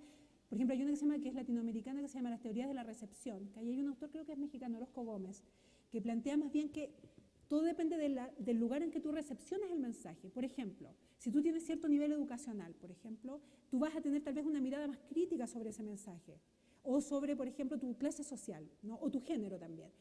Entonces, ellos dicen, todo depende del lugar cultural, social, desde el que tú recepcionas. Si yo tengo, por ejemplo, visión de género, voy a tener tal vez una mirada crítica. Si no, yo no tengo nada de eso, es posible que tenga una mayor influencia. Entonces, las teorías de la recepción lo que te dicen es, depende de quién y en qué lugar esté y de alguna manera qué herramientas tenga para recibir ese mensaje, ¿no? Eso es un poco lo que hoy se... Entonces, ahí tendrías que situar eso, o sea, porque eso va asociado, por ejemplo, si tú me dices en una comunidad donde hay una vivencia de violencia, va a tener que ver un poco más que el mensaje de los medios llega a una comunidad que tiene una vivencia, o sea, que en su cotidianidad, en su contexto, digamos, es un problema en el cual, real, claro. Entonces, más bien, esas son las teorías que actualmente, digamos, están en boga, como las teorías que van a situar el contexto de cada receptor o comunidades de recepción. Tu familia, como te digo, o sea, si, por ejemplo, no es lo mismo si tú vives prendida a la televisión a que si ya tienes un nivel de lectura, va a depender mucho, no es como tan... Porque si fuera así, si es que los medios fueran, digamos, influyeran tan directamente, por ejemplo, no sé si ustedes recuerdan los atentados de Madrid hace unos años, cuando se dijo en el tren, ¿no?, que era, el gobierno decía, había elecciones, no decía, fue la ETA, ¿no? Y en ese momento las redes sociales dijeron, no fue la ETA, ¿no? Empezaron a cuestionar y hubieron movilizaciones. Finalmente las elecciones la pierde el gobierno porque se demuestra que no había sido ETA, ¿verdad?, que había sido Al-Qaeda. Entonces, pero los medios habían dicho fue ETA. Sin embargo, la gente no se lo creyó. ¿Por qué? Y ahí te das cuenta de que los medios no son tan poderosos en realidad. Tiene que ver con los contextos de recepción que se llaman. Y tiene que ver también con los momentos. Por ejemplo, ahí había un momento político en el cual, digamos, las redes sociales empezaron también a circular, ¿no? Las redes sociales, no sé aquí en México, pero por lo menos en Chile son muy importantes. Hoy tienen, de hecho, por ejemplo, los candidatos hoy que vienen a las elecciones se deciden mucho más por la influencia en las redes sociales y en las encuestas que por lo que aparece en los medios tradicionales, ¿no? Hay un cambio ahí importante en los medios. Entonces, yo te diría que tal vez, si me das tu mail después te puedo buscar algo más específico, pero te digo más o menos de lo que yo conozco. Es complejo, en realidad, eso es lo que voy. No es tan simple como que los medios mandan un mensaje y todos hacemos lo que dicen los medios. No, es más complejo. Y algunas de las teorías pudieran ser esas que te pudieran servir. Y si me das tu mail o WhatsApp, te puedo después mandar algunas cosas que te sirvan. Pero es un tema que es complejo. Nadie tiene una respuesta, te diría yo, clara. Con el tema de los medios es muy difícil. No es un tema fácil, porque son muy poderosos, porque hay poca regulación y porque, bueno, la influencia que tienen efectivamente es difícil de manejar, digamos. Y por eso hoy, digamos, están muy cuestionados, están deslegitimados los medios. O sea, no sé aquí, pero en Chile por lo menos, es mucho más las redes sociales hoy que los grandes medios de comunicación los que influyen, digamos, donde la gente se ha volcado más porque no les cree mucho a los medios. Entonces, es como que es un tema que se está hoy investigando y debatiendo en forma importante. Gracias.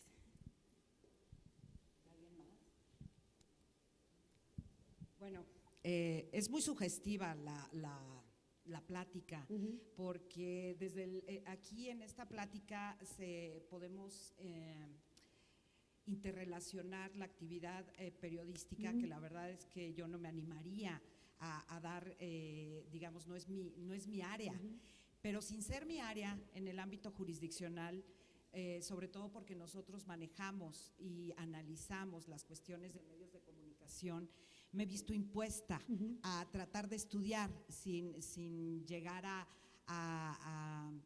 tener respuestas tampoco, lo que decías ahorita. Es muy difícil tener respuestas. Pero curiosamente yo creo, no creo que sea la regla, vamos, hay excepciones, pero creo que la regla general es que los medios de comunicación no tienen agenda de género. O sea, ¿a qué me refiero con agenda de género? A visualizar este tipo de sutilezas, estas categorías sospechosas, este lenguaje que apenas es imperceptible y que lo tenemos normalizado. Entonces, eso bueno, en mi tarea lo he estado estudiando, tuve la oportunidad de estar en la Flaxo en un evento de medios de comunicación y perspectiva de género. Porque, por ejemplo, más allá de hablar de mujeres en medios o de temas de mujeres, es cómo se maneja, cómo se dicen las cosas. Exacto. Porque parecen muy cándidas, muy ingenuas, pero lo único que hacen es lo que nos decía, son dispositivos de poder y se incrustan en la mente, en las actividades. Por ejemplo, con lo que pasó desgraciadamente en la UNAM y nos ponemos a pensar, se dice, la hayan muerta, no, asesinada. Exacto. O sea, no. Porque la hayan muerta ya es como, ¿qué habrá hecho Claro. para que la hallaran muerta? ¿No? O el tema del accidente desafortunado, bueno, son accidentes desafortunados que tenemos todo el tiempo en Paseo de la Reforma. La crucifixión que se le hizo, no solo en los medios, a una de las personas, mujeres, que iba ahí porque, bueno, ¿no? Casada, ¿y qué estaba haciendo a la 1 de la mañana fuera de su casa? Claro. O sea, casi es, se lo merece, claro. ¿no? Por ejemplo, ahorita, o sea, nosotros lo que tenemos que aprender es a identificar estas categorías sospechosas. Claro. Las mujeres no quieren participar y así lo manejan los medios. Claro. Y parece muy cándida esa afirmación negativa. ¿Por qué no tienen agenda de género y entienden que ese lenguaje es incorrecto? Que ese lenguaje lo que hace es, entonces ya doy por un hecho porque los medios, es que las mujeres no quieren participar. No, ¿por qué no critican los medios justo esto? O sea, no solo cambiar el diálogo, sino visibilizarlo y decir, esa forma de manejar las noticias lo que hace es generar y replicar y reforzar estereotipos. Claro. ¿Por qué digo lo de la agenda de género de los medios? Creo que tu caso es una excepción, pero no lo veo como una regla, que sería la parte, pues no le voy a poner calificativo, cada quien que le diga como quiera el calificativo. Pero ese es el tema, y entramos también en el de la libertad de expresión, porque bueno, está la libertad de expresión, entonces si me dices cómo tengo que hablar, pero entonces ya afectas mi libertad de expresión, porque hablar de temas así, pues vende, ¿no? O sea, la verdad finalmente el presentar comunicadoras que muchas veces a lo mejor no tienen que salir con cierta ropa, bueno, es mejor que salgan con cierta ropa porque eso vende, ¿no? Claro. Incluso aquí en México tenemos en una de las empresas televisivas, realmente me dio mucho gusto verlo, que hay una periodista de deportes con una asociación que tiene que ver con cuestiones de perspectiva y violencia de género en los medios, pero a partir de su trabajo, Claro. ¿no? Y que está haciendo una labor objetiva en relación a eso. Entonces, es complejo porque hasta dónde nos estamos quedando en eventos como este, en discursos, en publicaciones, sí, pero ¿en dónde están realmente los medios de comunicación realizando este trabajo de visibilizar lo que antes no se veía? Yo creo que los medios de comunicación tendrían también que hacer eso. Al final son medios de comunicación social y en el caso de nuestro país, bueno, pues son concesiones, ¿no? Entonces tienen que tener un trabajo de cara a la sociedad.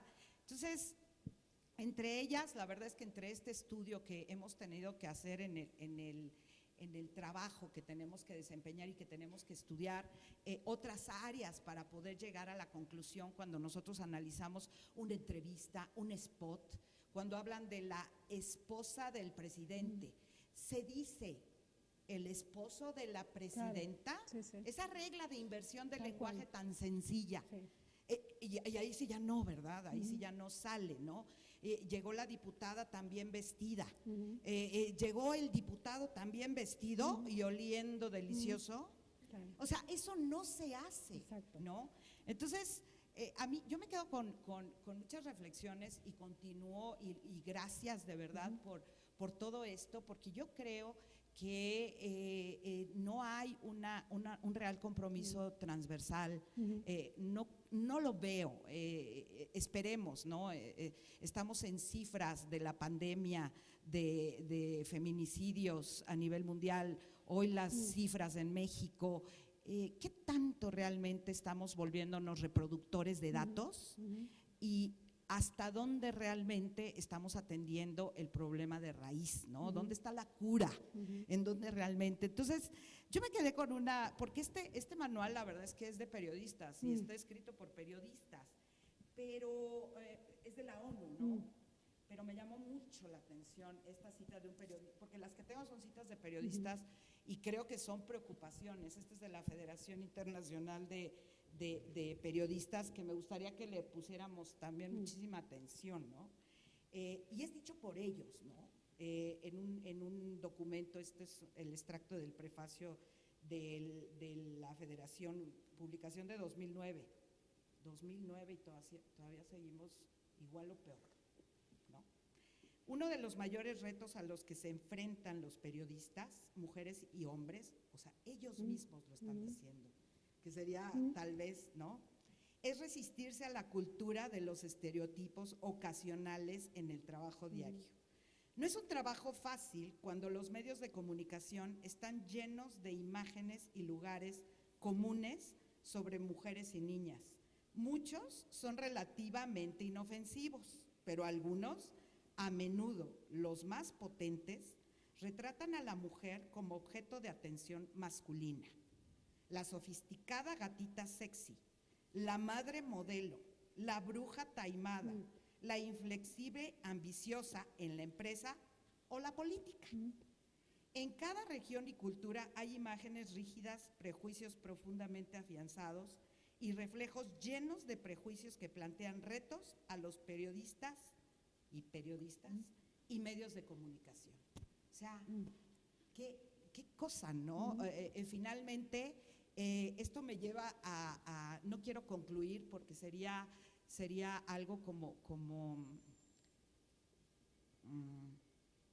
pues muy desafortunado que pudiéramos concluir, pero lo que sí creo es que no hay compromiso y agenda de género. No sé si es porque no se entiende esto, o sea, estas sutilezas, o porque simplemente es inconveniente. Entonces, es una reflexión que quería compartir contigo, porque realmente creo que el que estés aquí y en una sala en donde lo que atendemos, vemos y nos tenemos que comprometer, porque hemos ido más allá, ni siquiera por imposición de nuestra competencia jurisdiccional, sino por un ánimo de comprometernos a ello, es ver este tipo de cosas, ¿no? Entonces, tenerte aquí desde el área de los medios de comunicación como periodista ¿hay agenda de género?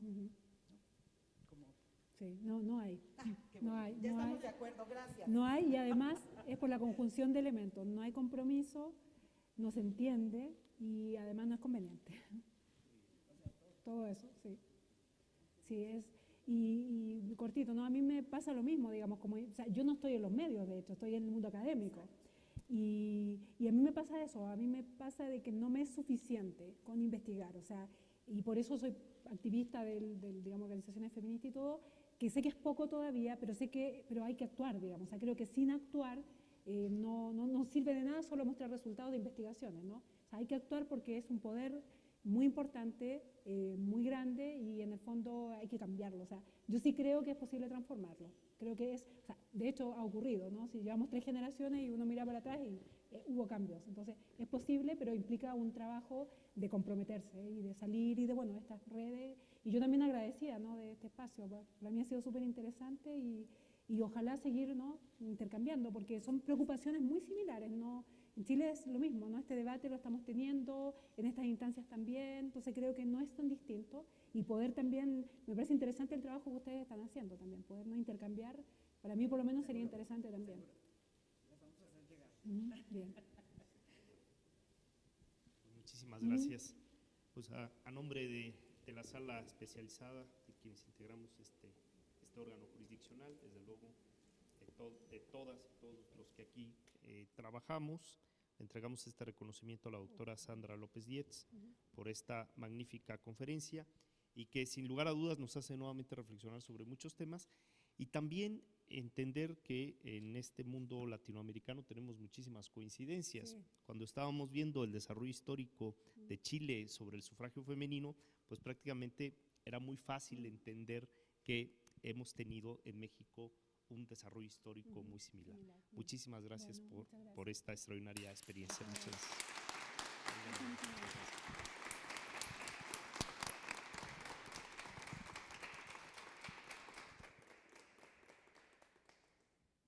Bien, estamos entonces. Me bajo el escenario. No, muchas gracias a ustedes. Sí.